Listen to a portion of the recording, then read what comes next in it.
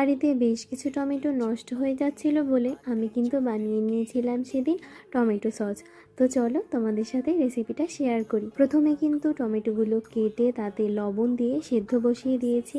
আর আমি এখানে পেঁয়াজ, রসুন, আদা, গোলমরিচ, লবঙ্গ আর দারচিনির কিছু টুকরো নিয়ে একটা পুটলি মতো করে নেব। আর এটাও কিন্তু আমি টমেটোর ভিতরে দিয়ে দিলাম। আর এভাবে করে 10 থেকে 12 মিনিট এটা ফুটিয়ে নিলেই কিন্তু এরকম হয়ে যাবে। তারপরে পুটলিটা হাতে নিয়ে এর ভিতরে যত জল আছে সেটা চেপে চেপে বের করে দেব, কারণ এটা যেহেতু ফ্লেভারটা আনবে তাই পুটলিটা আমি চেপে চেপে এর ভিতরে যতটা জল ছিল ওটা বের করে নিলাম।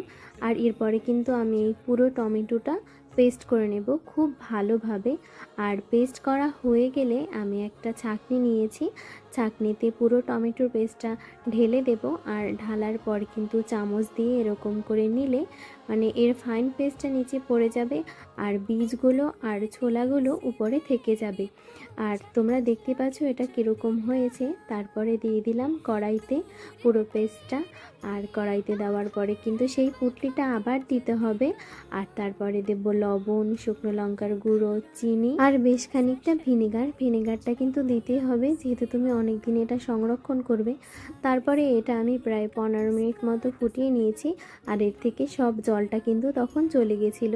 আর দেখতেই পাচ্ছ কতটা গাঢ় হয়েছে। আর এই পর্যায়ে কিন্তু আমি গ্যাসটা অফ করে দিয়েছিলাম। আর সসটা ঠান্ডা হওয়ার পরে আমি এটা একটা কাঁচের বোতলে ভরে রেখেছি। আর এটা তোমরা চাইলে ফ্রিজে সংরক্ষণ করতে পারো 2-3 মাস মতো। এটা খেতে কিন্তু একদম বাইরে থেকে কেনা সসের মতোই লাগে।